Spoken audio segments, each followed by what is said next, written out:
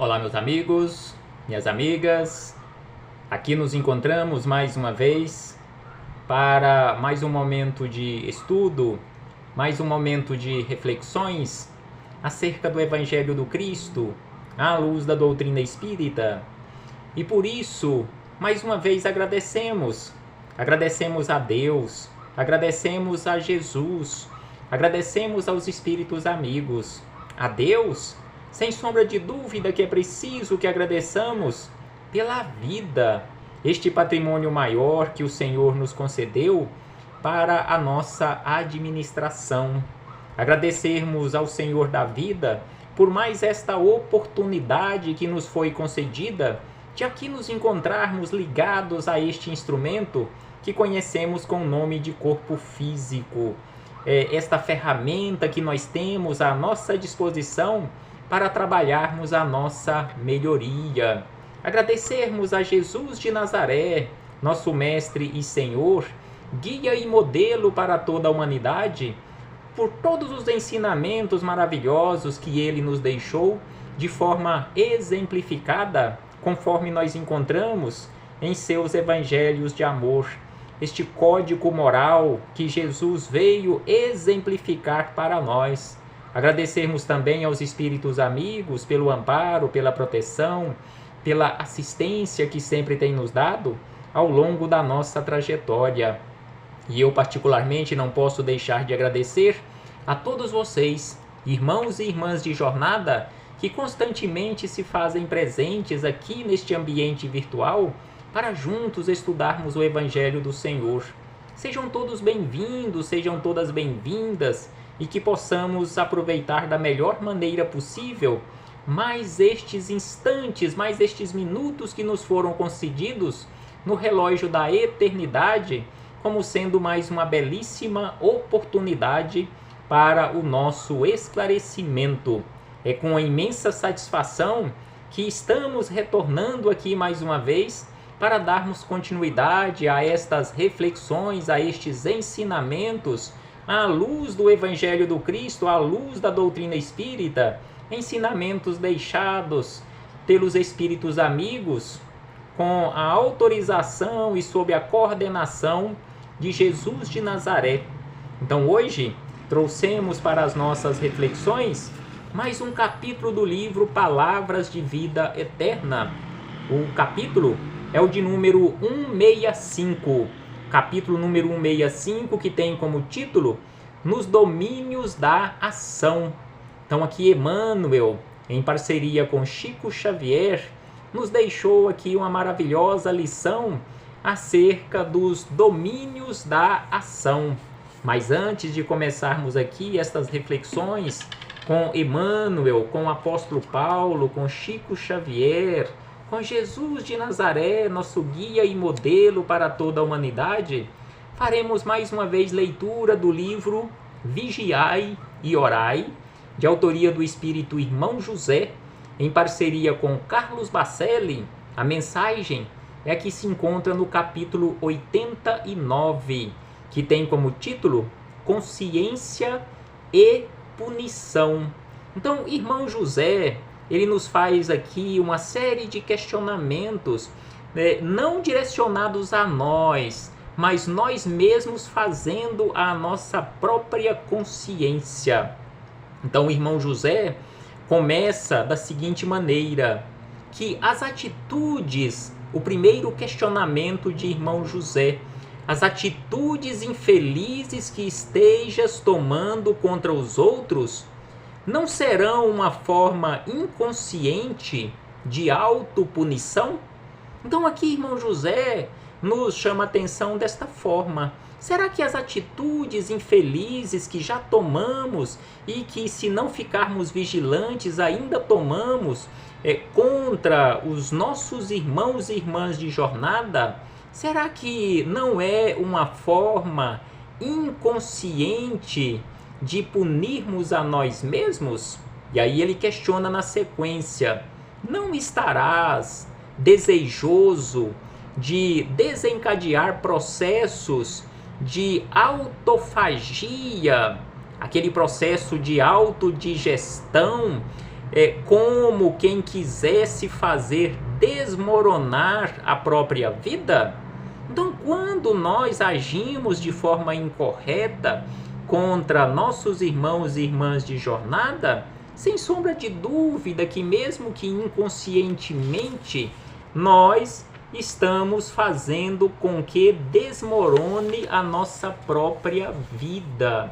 E aí, na sequência, ele questiona mais uma vez: caminhando deliberadamente para o erro, não estará querendo destruir tudo o que você construiu? Tudo o que construíste? Porque sem sombra de dúvida que hoje nós já temos informações necessárias e suficientes para distinguirmos entre o certo e o errado. Nós já sabemos usar o raciocínio, nós já estamos vivendo a idade da razão, segundo André Luiz, há exatamente 40 mil anos. Então nós já sabemos esta distinção entre o certo e o errado, entre o bom e o ruim. Então aqui ele questiona desta forma: caminhando deliberadamente para o erro, não estarás querendo destruir tudo o que construístes? E ainda ele questiona: não será um processo de insatisfação íntima? E ainda ele questiona na sequência que a tua rebeldia manifesta contra os que convivem contigo, na realidade, não será uma revolta contra ti mesmo? Então aqui um questionamento muito importante para a nossa reflexão, porque quando nós agimos de forma rebelde, de forma bem manifesta contra os nossos irmãos e irmãs de jornada, será que na realidade esta revolta não é contra nós mesmos? E ainda por último, irmão José questiona: não estarás provocando suicídio moral? Esperavas de ti tanto assim? Ou seja, quando nós agimos equivocadamente, mas de forma consciente, porque, como dissemos, e irmão José aqui coloca bem claro, já sabemos distinguir o certo do errado, mas mesmo assim agimos equivocadamente, agimos de forma errada, exagerando as nossas escolhas para o erro. Será que não estamos provocando aqui um suicídio moral? E aí ele encerra dizendo: Este nunca será o caminho da superação. Reconsidera,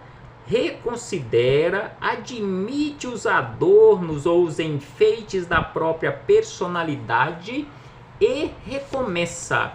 Então aqui, irmão José nos chama a atenção que o caminho do erro não é o caminho correto para a nossa vida, que isto é um suicídio moral, que é preciso reconsiderar e recomeçar a nossa jornada. É preciso, sem sombra de dúvida, fazermos melhores escolhas para a nossa vida. E aqui fechamos este parêntese com o irmão José para chegarmos nas palavras de Emmanuel, neste capítulo 165 do livro Palavras de Vida Eterna, em que Emmanuel buscou como referência para estas reflexões palavras do apóstolo Paulo em sua epístola a Filemon, no capítulo 1, versículo 14, em que ele escreveu da seguinte maneira: a Filemon e a todos nós: mas nada quis fazer sem o teu parecer, para que o teu benefício não fosse por obrigação, e sim de livre vontade.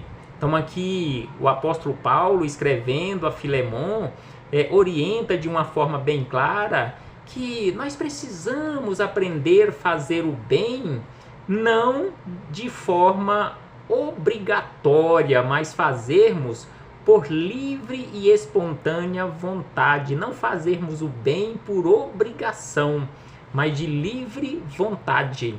E aí vem Emmanuel, através de Chico Xavier, e nos orienta da seguinte maneira, nos esclarece da seguinte maneira, que via de regra nós nos orgulhamos daquilo que temos e dos haveres que achamos que possuímos. Ele trata aqui de teres e haveres, e costumamos declarar às vezes com excelentes razões que nós os ajuntamos à custa de esforço enorme.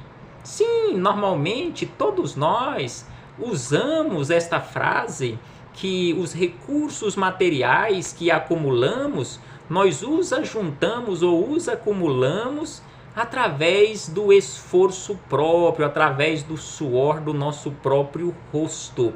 E aí Emmanuel diz na sequência: Entretanto,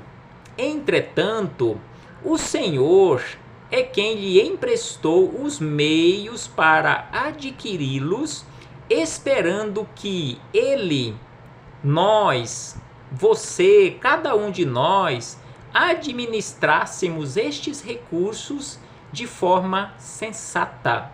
Então aqui Emmanuel nos lembra que todos os teres e haveres, ou seja, os recursos materiais que acumulamos, não são nossos, são empréstimos de Deus. O Senhor da vida nos emprestou os meios para adquirirmos estes recursos materiais, esperando que nós os administrássemos de forma sensata. E aí ele acrescenta que, via de regra, nós nos envaidecemos da nossa cultura intelectual e frequentemente asseveramos em algumas circunstâncias com seguras justificativas que devemos os tesouros do pensamento aos sacrifícios que despendemos para estudar. Ou seja, adquirimos cultura intelectual através do nosso esforço próprio. Mas só que Emmanuel acrescenta um lembrete muito importante que, via de regra, nós não lembramos disto. Ele diz assim: todavia, o Senhor da vida, ou seja, Deus, é quem lhe confiou os valores da inteligência para que nós, para que você, para que cada um de nós os abrilhantássemos esta inteligência na construção da felicidade comum a todos. Ou seja, a inteligência, a cultura intelectual também provém de Deus. Porque conforme nós encontramos na questão de número 1 de O Livro dos Espíritos, Deus é a inteligência suprema. E conforme nós encontramos em questões mais adiante, quando Kardec questionou acerca do Espírito, lá pela questão de número 76 de O Livro dos Espíritos, os Espíritos amigos responderam a Kardec e a todos nós que nós, os Espíritos, somos os seres inteligentes da criação. Então Deus é a inteligência, a fonte de tudo. Nós somos os seres inteligentes. Então é por isso que Emmanuel aqui nos chama a atenção que não devemos nos envaidecer da cultura intelectual, porque foi Deus, o Senhor da vida, é quem nos confiou os valores da inteligência para que nós trabalhássemos pela e para a construção da felicidade comum a todos.